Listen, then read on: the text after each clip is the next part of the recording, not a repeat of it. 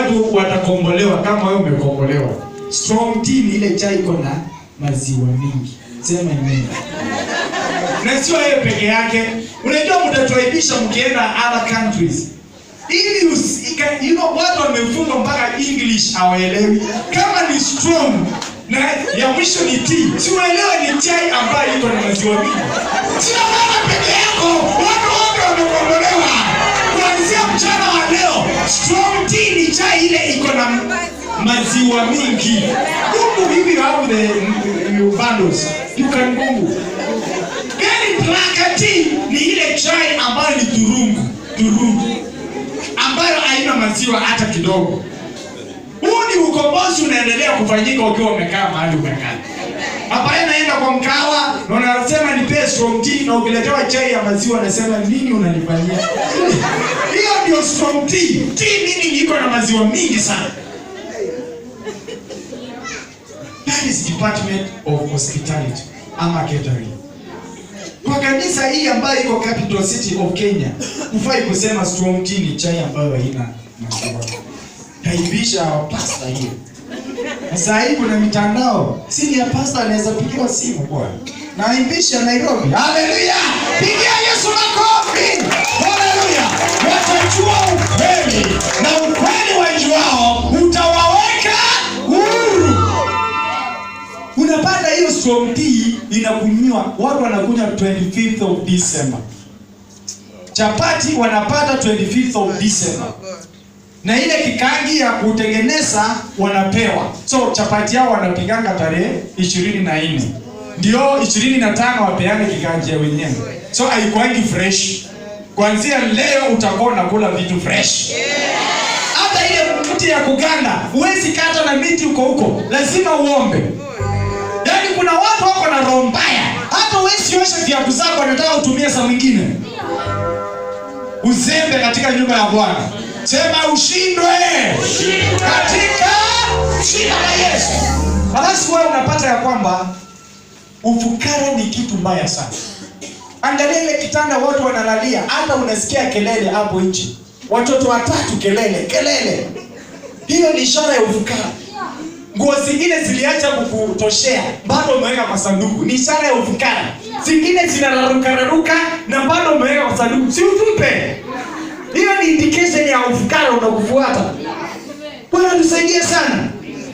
Unajua ufukara ni kitu mbaya, inaweza fanya mtu apeane mwili wake ili apewe pesa. Ufukara inaweza kufanya mtu, unajua huyu dada kama angekuwa fukara angetii unabii wa uongo. Hapana sema sijui ni Mungu, hakuwa Mungu ni shetani. You need to know was devil. Devil doesn't know your future, he knows your past. Muulize, tell me my future now. Because shetani anajua jina yako. Anajua uko na 20,000 kwa bank. Na atakwambia mamako si alikojeka njana ndio. Kuna pick up ilikuja kwa mchwana, ni ukweli. Hii pesa uko nayo unaitouch. Utoe yote unipe. Unaenda tu kwa bank, unapeana password, inatolewa after 30 minutes ndio utafunguka macho. Hao ni watumishi wa shetani lakini wanajiita watumishi wa Mungu. Never listen. Your prophet is your pastor here in this church. Hallelujah. Amen. Nabii wako ni yule mchungaji anasimama kila Sunday na kukuhubiri Injili. Na kama tutaweza kujua umuhimu wa kukaa na wachungaji wetu, hatutataka kwenda kutabiriwa. Hallelujah. Kwa sababu neno peke yake ni unabii. Asubuhi mhubiri alihubiri, alitabiri kuanzia the first mpaka the last. Na kama mhubiri akihubiri hakuna kitu unapata, unahitaji ukombozi wa roho, ukombozi wa masikio. Because when the preacher is preaching, you must be ahead of that preacher. Let's see, wakati mhubiri alikuwa anahubiri, niliandika a lot of notes from her. Ambazo nitahubiri mwezi kama moja in Kenya and the other countries. Because when you have the spiritual ears, you can hear and you can see if you have the spiritual eyes. That's why Mark says they have the eyes but they cannot see. That's why unasikia inuka, rukia Bwana. Kwa sababu mfuko hauna kitu, unaona anafanya tu hivi. Lakini mshahara ukiingia, unaona ruka, mpaka tunajuanga wakati uko na kitu kwa mfuko na wakati hauna kitu kwa mfuko. Haleluya. Wakati watu tembea unaona watu wanafanya tu hivi. Lakini ukiwa na shilingi kwa mfuko, unaona watu wanatembea, wanaruka. Haleluya. Kuna kitu katika mfuko. You are not going to be defined by your pocket. You are going to be defined by Jesus Christ. Amen. Hatuishi kwa pesa, tunaishi kwa imani. We don't preach because we have money. We preach because we are money. Sisi ni pesa. Hallelujah. Salimia aliye karibu na mwambie ni wakati wa kufunguliwa. Point growth and development. Unapata mtu ameenda hospitali kila wakati, mwili wako uko na shida. Pesa zako ni hospitali. Kuanzia mchana wa leo, pesa zako hazitakuwa za hospitali. Mtoto amefikisha miaka 5, hajawahi kaa chini. Lazima ashikiliwe na mtu. Anakaa kama sanamu. Wewe huoni kuna shida pale? Why can't you bring that child in the church? Umeenda kwa waganga lakini hawakusaidii. Umekunywa dawa, bring that person. Spinal cord is nothing before the Lord. Jesus is the creator of everything. Bring those people here and God will set them free. We don't need any money. We don't need planting seed. Hatutaki shukrani. We just need your faith. Hallelujah. Uwezi ukakaa na jirani yako mtoto aongei na amefikisha miaka 3. Bring that person here. Pastor is here. He's going to pray over. And the healing will going to happen. Because kwa Mungu hakuna kitu haiwezekani. Kile ambacho hakiwezekani ni kudanganya. Yeye hawezi akadanganya. Akisema amekubariki, hakuna wa kukulaani. Akisema amekuinua, hakuna kukileta chini. Akisema kuna payslip, hata watu wakienda kwa waganga wafanye payslip yako iondolewe, haitaondolewa. Kwa sababu alichobariki hakuna mwenye anaweza kulaani. Na alicho laani ambacho ni kifo, hakuna mtu anaweza kukibariki. Don't care what people say, care what Jesus says. Don't mind how people see you. Mind how God sees you. It is not what people have said you are. It is what Jesus says you are. You are a child of God. You are blessed, forgiven, delivered, and redeemed. Ephesians chapter 1 verse 3. Praise the Lord. Wengine ni operation. Mtoto wa kwanza kisu, wa pili kisu. Ukivura mahali lazima ufanye operation. Biblia inasema katika kitabu cha Ayubu alipitia mambo mengi sana. To an extent ya mke wake kumwambia akane Mwenyezi Mungu. Lakini akamwambia umeongea kama mmoja wa wale wa mama ambao ni wajinga. Umewekwa visu miaka mingi. To an extent ya kuambia ya kwamba tafuta njia nyingine. Njia ni moja tu na njia ni Yesu Kristo. Hallelujah church. Salimia aliye karibu na mwambie you will be ambassador in your family. You will be ambassador in your family. Hallelujah church. Amen. Witchcraft and the witch doctorship. Rejection. Kukataliwa. Unakataliwa mpaka nguo inakukataa. Unanunua nguo mpya unakaa mbaya. Saluni unaenda unatengenezwa nywele vizuri, ukitokelezea watu wanauliza kwani mwenye alikuwa anakushuka hakuona. Unaenda unanunua nguo vizuri, watu wanakuambia zina clash na kala yako. Unaenda unanyolewa vizuri, watu wanasema kwani hiyo kinyozi ilikuwa ya aina gani? Yaani umeishi maisha ya kukataliwa. Haujawahi hata pewa Biblia ubebewe mchungaji siku moja. Umetamani miaka mingi lakini haujawahi. Wachumba wamekukataa. Afya imekukataa. Mavazi imekukataa. Chakula imekukataa. Mpaka unaambiwa na chakula usilikule. Eat me at your own risk. You see kuna watu wakuli nyama. Huu ni utoto wa hali ya juu. Unakosa kukula nyama, Mungu alikuwa mjinga akiumba nyama. Wewe ni nani usikule nyama? Wewe ni nani usikule nyama? Hadi mimi siwezi kula wali. Kwani Mungu alikuwa juu akiumba ungali na wali? Mimi sio Mluya, siwezi kula ugali. Nani alikwambia wao ndio wanakula ugali peke yao? Nani ni familia gani hakuna ugali akikuli ugali? Amen. Mimi samaki siwezi kula, kwa nini? Nyama siwezi, kwa nini? Sukuma wiki, sijui ngazi na njaa. Mchana wa leo salimia aliye karibu na mwambie, Mungu aliumba ili ukule kile chakula. Na kuanzia leo utakula. Na hautauma na tumbo. Na hautafura mahali popote. But why do you fear? Kwa nini unafia kitu haina akili? Chakula na wewe ni nani ako na akili? Na kwa nini unatolewa amri na chakula? Hadi chai ya maziwa huwezi kunywa. Pastor, unajua ninaogopa tumbo itauma. Yaani wewe na chai ni nani hapa na akili? Kwani Yesu wako haja kufufuka? Si alifufuka? God never gave us the spirit of fear, but he gave us the spirit of the power and timidity. Yes. Hallelujah. Amen.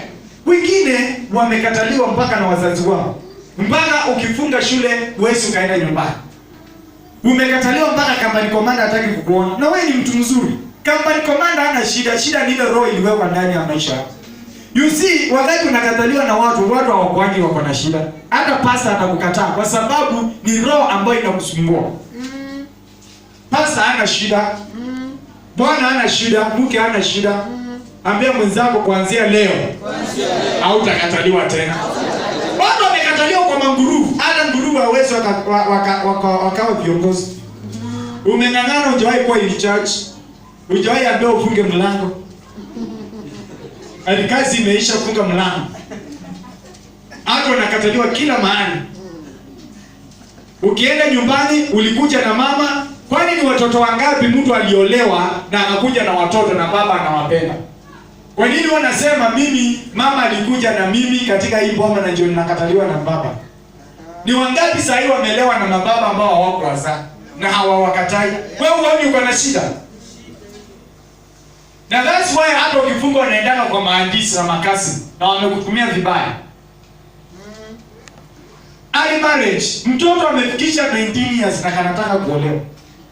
Unashindwa nani alimuongea alimsaidia kuonja ndoa.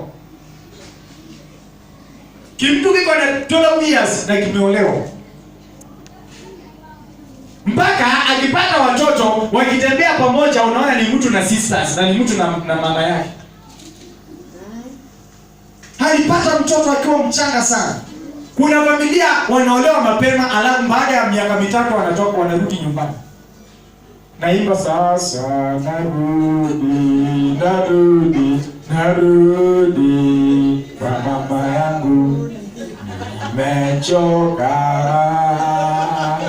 Ndoa ni kitu ngumu sana. Baba nimerudi. Watu hawatarudi. Ukiolewa unaolewa kwa muda ambao kwa wakati ambao unaostahili.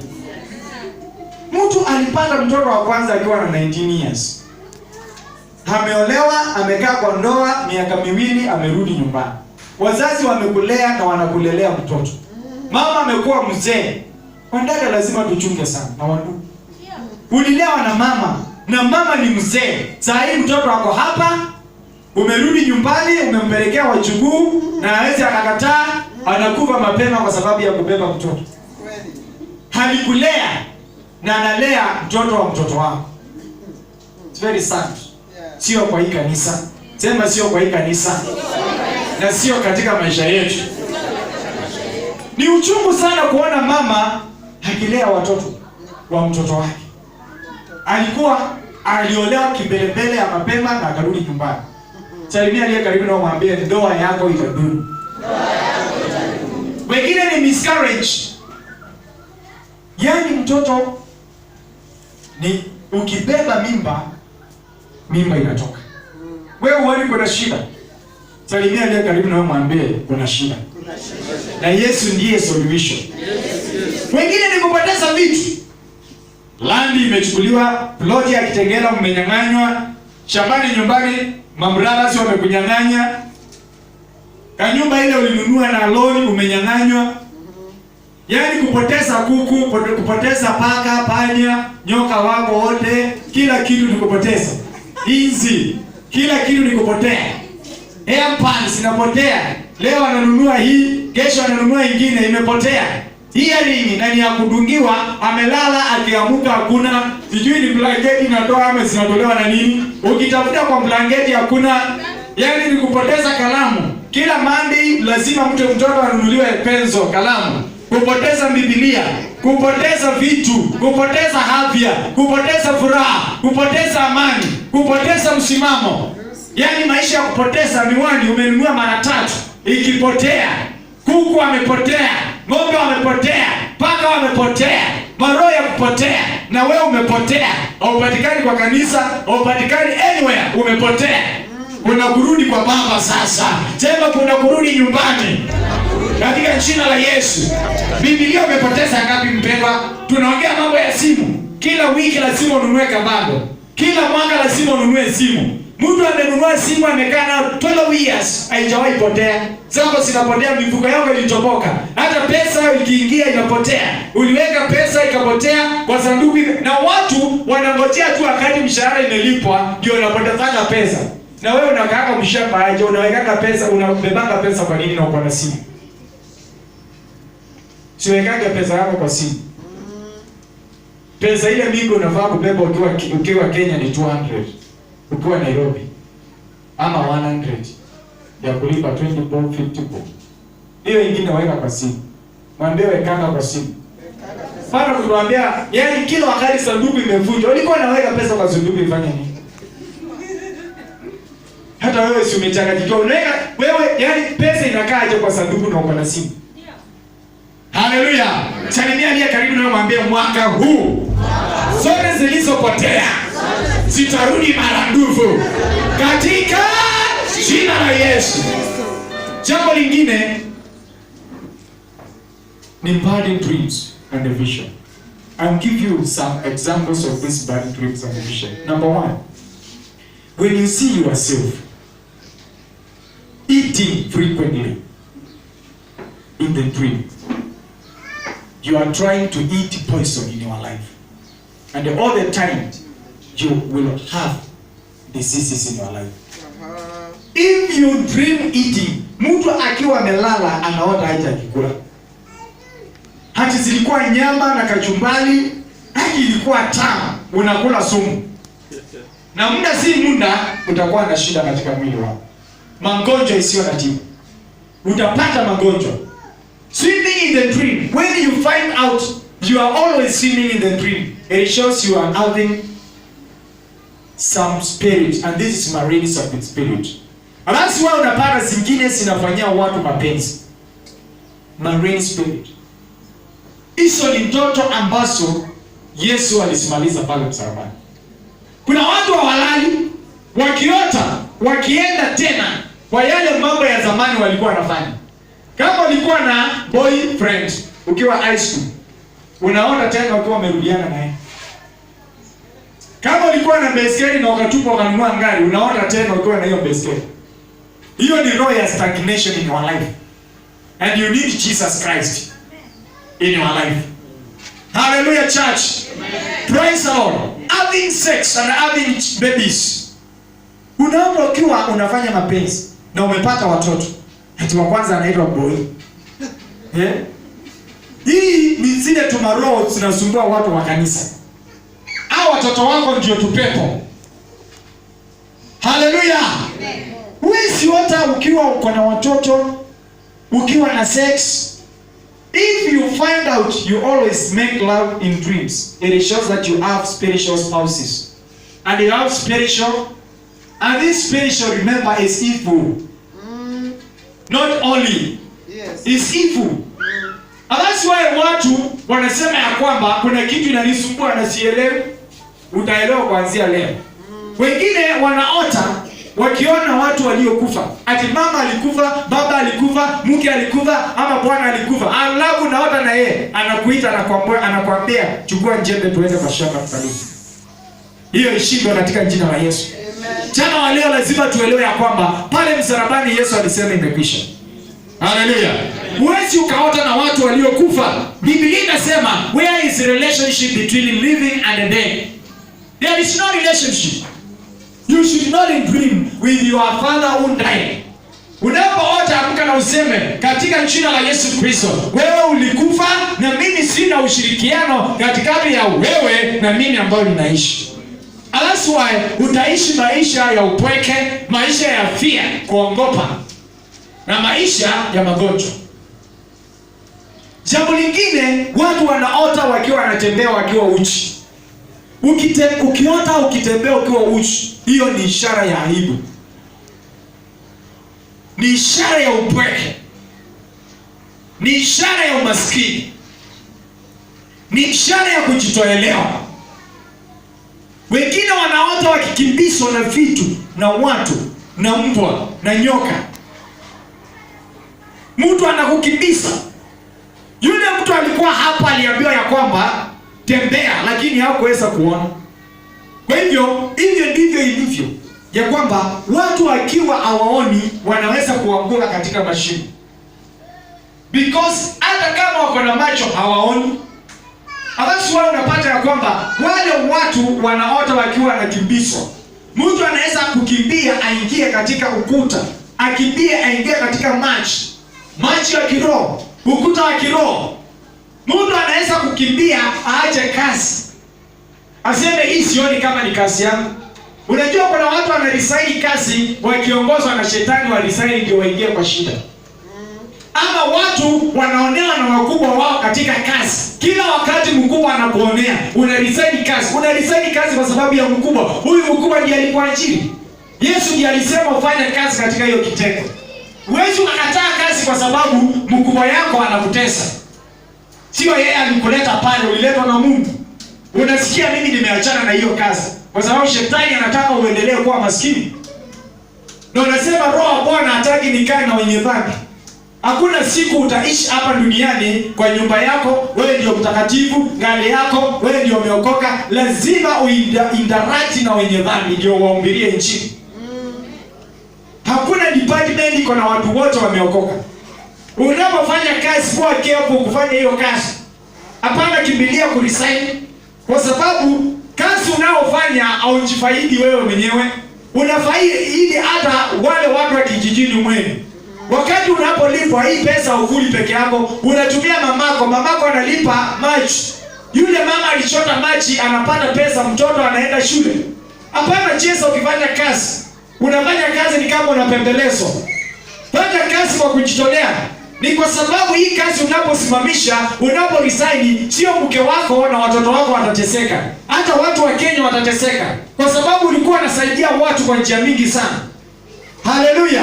Unapata watu wanaota wakikimbizwa, waachane na huduma, waachane na kazi, waache kufanya kazi. Hiyo ni ishara ya kwamba unahitaji Yesu katika familia. Running errand or wearing. Unaota ukiwa umevaa matambara, nguo chafu, nguo imechakaa, nguo imeraruka. Kimbia wana pastor, mwambie pastor, mimi nimeota hivi, lakini mimi sina shida na ndoto haiwezi kanitisha. I know who I am. So, wakati unapoota ndoto, hapana amini ndoto, amini neno la Bwana. Kemea. Hata usiende kuambia mtu interpret. This is wastage of time. Ati napeleka niinterpretiwe ndoto yangu. Hiyo sio injili. Unapoota ndoto, kemea tu. Hata usiende kuambia mtu, kemea and ignore. Because Jesus is greater than that dream. Sure. We shall live by the word of God.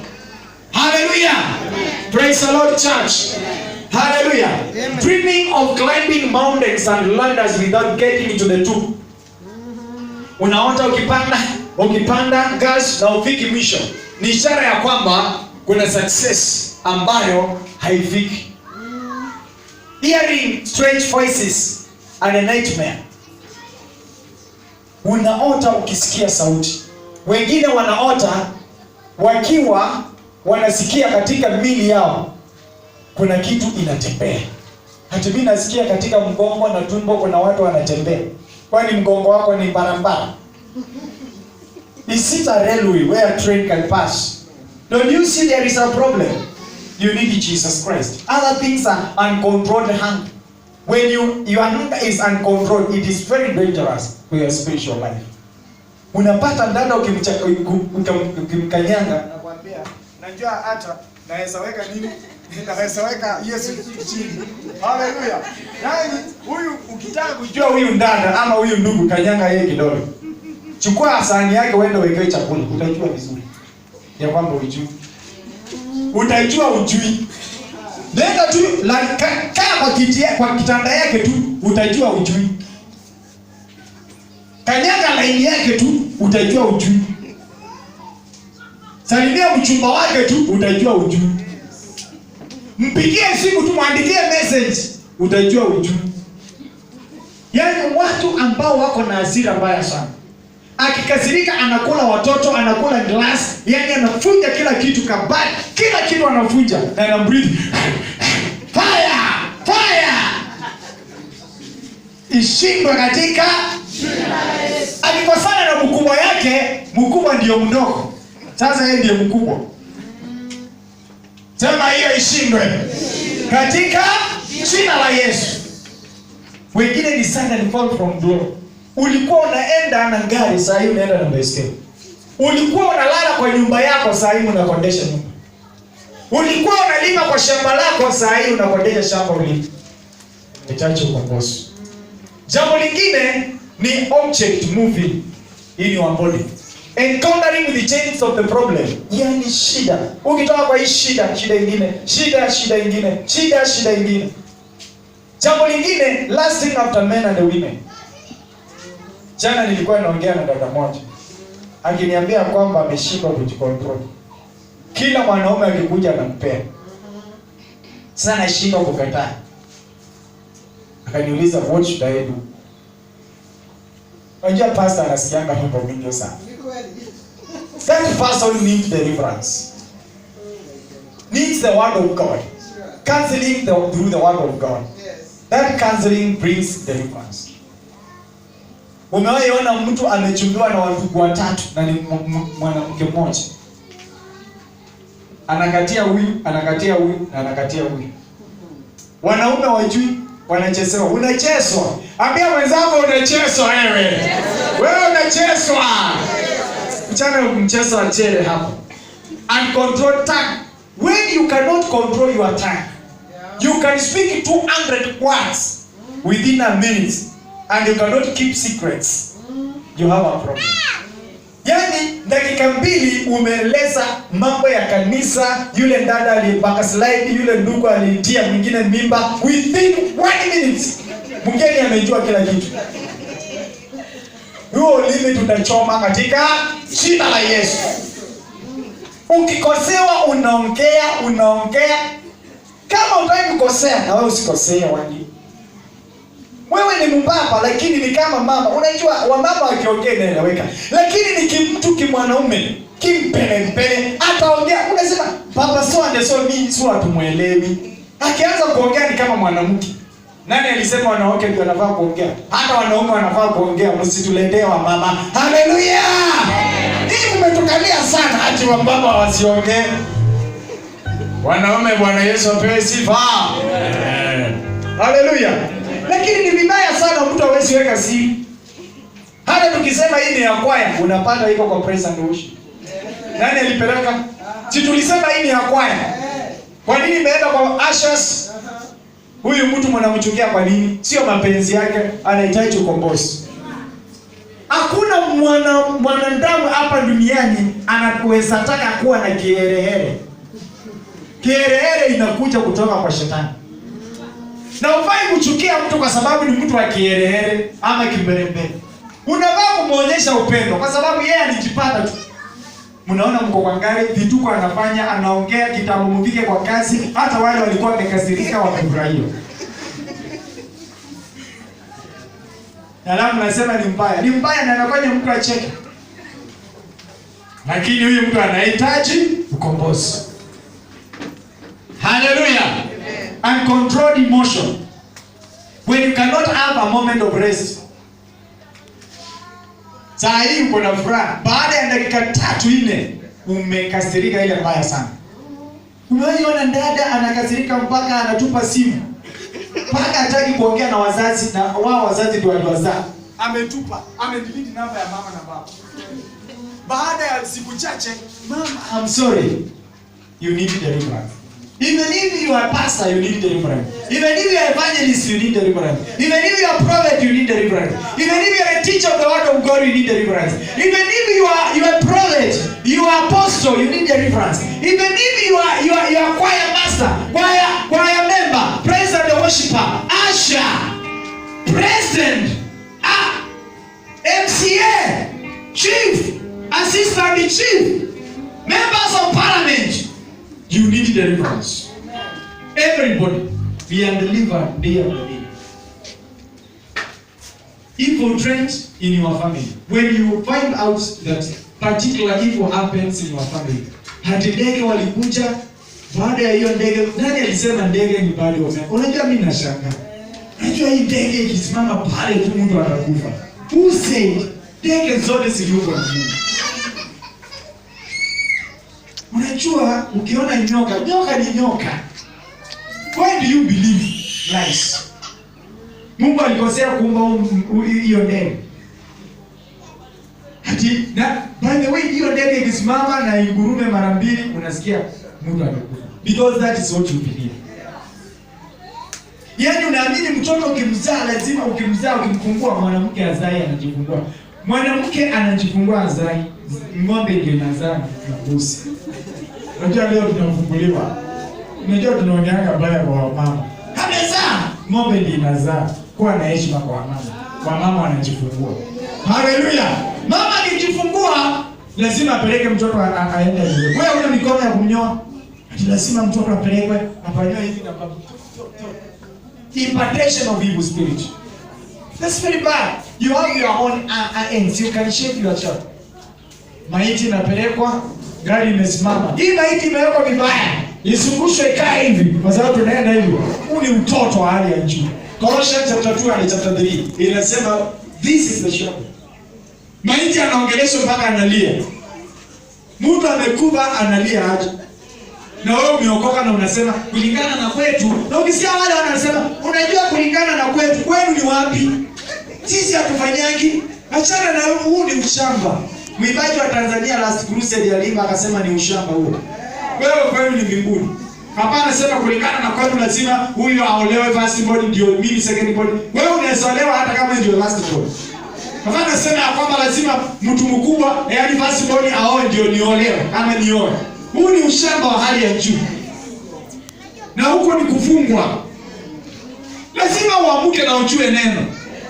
Hapana, sema ya kwamba unajua mimi siwezi nikaoa kutoka kwa kabila fulani, unajua wazazi wangu hawapendangi.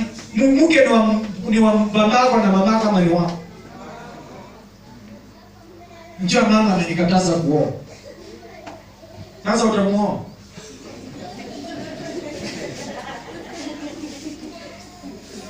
Hawoni umefungwa.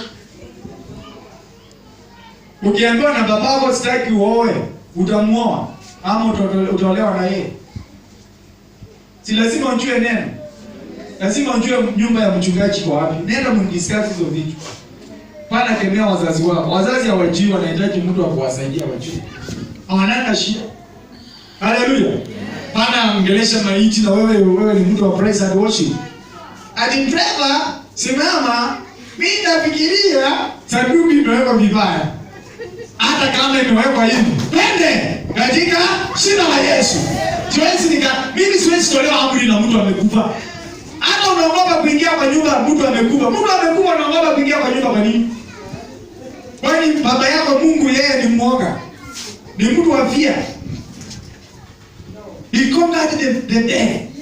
Biblia inasema wakati alipokufa pale msalabani, Biblia inasema kulikuwa na giza for 3 good solid hours. Akateremka chini. Alipoenda pale chini, alienda akashika akampata yule shetani. Shetani, huyu si shetani lakini namtumia kama mfano wa shetani.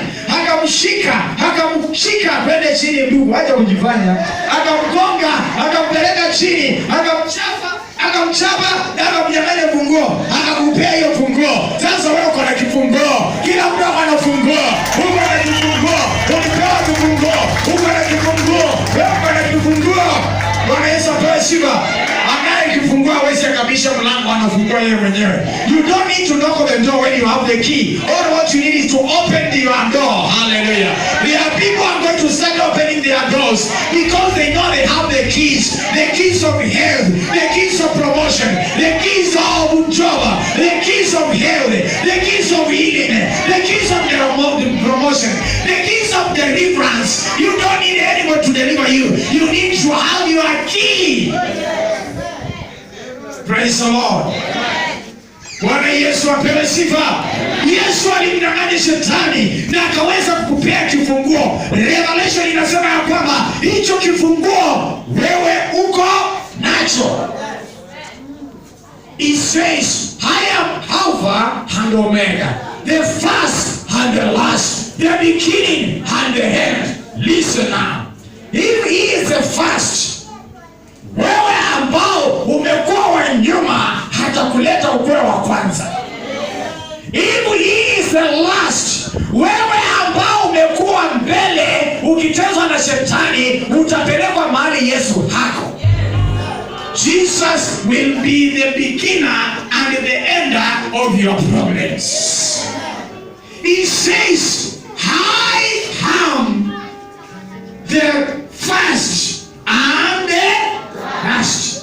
Ulipokuwa kwa hiyo shida, yeye alijua, na saa hii utashuhudia the last of your problem, the end of your problem, the healing of your diseases, the deliverance of your family, because he was in the beginning when you end that problem, and he is there, the end of your problem. Hallelujah. Ulipoingizwa kwa shida alijua, na sasa anakutoa. Yeye ndiyo mwanzo na yeye ndiyo mwisho. Yeye ndiyo mwisho wa changamoto zako. Yeye ndiye mwisho wa afya yako. Yeye ndiye mwisho. He who has the final answer is Jesus Christ. Your boss doesn't have the final answer. Your boss doesn't know who you will be tomorrow. Today you might be working under your boss, but tomorrow you will be a boss of another person. Today you might be serving under command, but tomorrow you will be a commander. In Jesus' name. Today you might be a mage, but tomorrow you will be having your mage. In the name of Jesus. Today you might be washing the clothes of others, but tomorrow others will be washing clothes for you.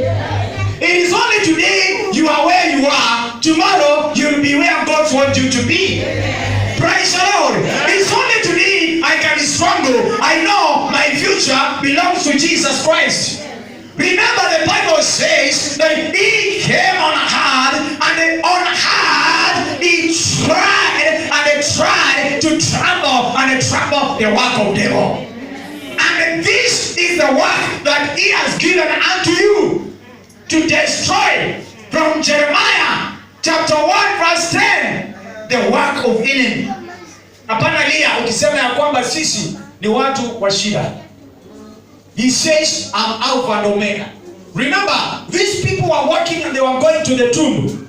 Yesu alisema nitakufa na siku ya tatu nitafufuka. Lakini wanafunzi wake hawakuamini. For your information, wanafunzi wa Yesu walipokea wokovu wakati Yesu alienda. Walitembea na yeye wakiwa hawajapokea wokovu. Na walipokuwa wanatembea wengine wa mama wakaulizana nani atakayetuondolea hii jiwe. Lakini walipofika pale walipata jiwe likiwa limeondolewa.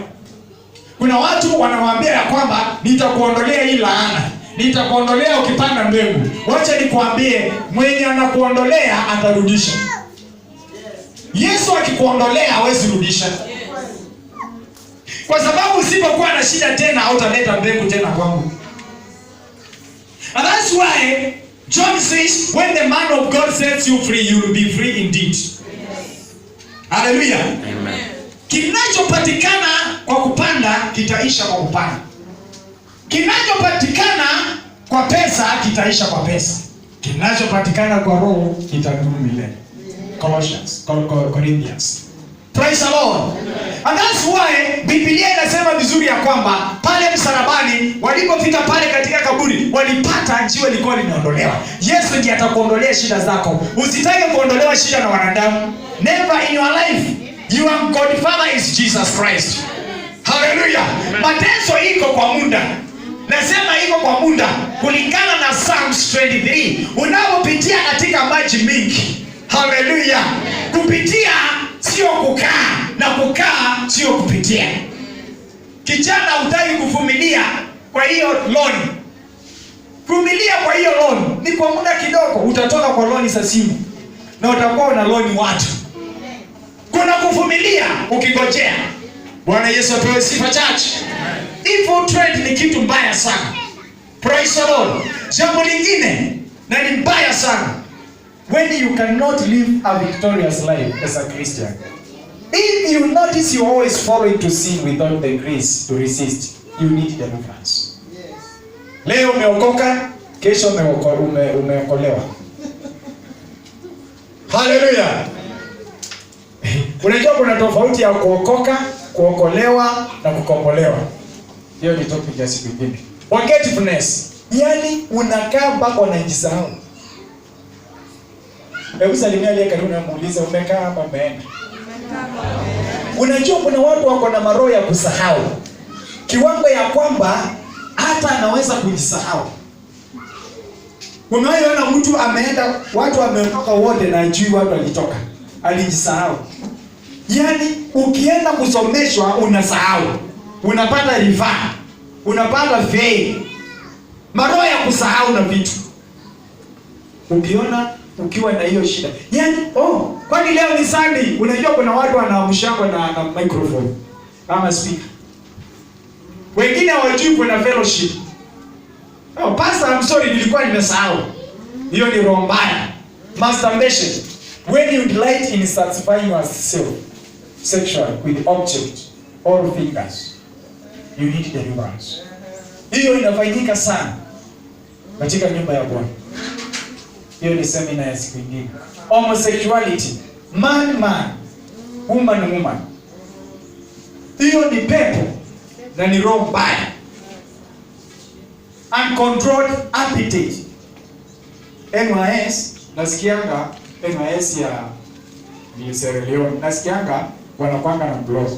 Sio kuna nasikianga kuna wandugu wengine na wadada mpaka wagonge blog mbili ndio washinda. Kwani tumbo lako limepitia njia.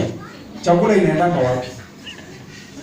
Ukienda kwa mkahawa lazima ungonge chapati mbili ndio tumbe kwa sawa sawa. Iko shida gani ndani? Ati mimi ni Mluya lazima ungali nikule. Kama kuna ungali, nani alisema? Ati mugongoi, ati paka nitaita ndio nakula panya, sio paka panya. Hallelujah. Yaani ukiona mtu hata law ile ya serikali anaweza kula peke yake amalize. Yaani mtu ukiwa na shida ya umewahi ona mtu mwenda wazimu anaweza kula saa 20 na hatujuaje inaendanga wapi. Hiyo chakula inaendanga wapi? When you see that hata ukipata mimba lazima soda ya Christ. Mtoto mpaka kichwa akili ya mtoto inaingia Christ. Na mawe kukula mawe hayo. Nani alikwambia mawe hayo inakuwa hayo inatoka tu kwani huwezi kununua chakula ile kwa nani? Si ununue mahindi. Mwingine akaniambia hii ndio mawe ya mwisho. Nataka nimpigie simu nimuulize kama ame. Nyingine ni chafu. Mpaka akili ya mtoto inakuwa mchanga. Nani alikudanganya akakwambia kwamba lazima ukule mchanga? Hapo ndio kuna haya ni peke yake. Ndio ukienda kwa choo hakuna kitu inatoka. Ni vitu ndogo sana salama. Watu watakombolewa. Chana na mchanga. Kula Yesu. Hallelujah. Ambia mwenzako kula Yesu. Ishi Yesu. Kunywa Yesu. Tembea Yesu. Ongea Yesu. Hallelujah. No respect for leaders. Ama elders. Ukiona mtu aweze akaheshimu viongozi wa kanisa na anaweza kuongea anything kuhusu mchungaji. Unajua hata mchungaji akiwa matope ni mchungaji wako. Mama akiwa matope bado ni mama yako. Tusimame. Hallelujah. Let us stand up. Let's raise up your hands. Raise up your hands. Kuna watu wanatembelewa na nguvu za Bwana. Fungua kinywa chako na inua mikono yako. Mwambie Bwana nionekanie mchana wa leo. Mwambie Bwana nionekanie mchana wa leo. I only need you Jesus Christ in my life. I need you Jesus. There are people who are going to receive the power. There are people who are going to receive healing right now. In the name of Jesus. In the name of Jesus. In the name of Jesus. In the name of Jesus.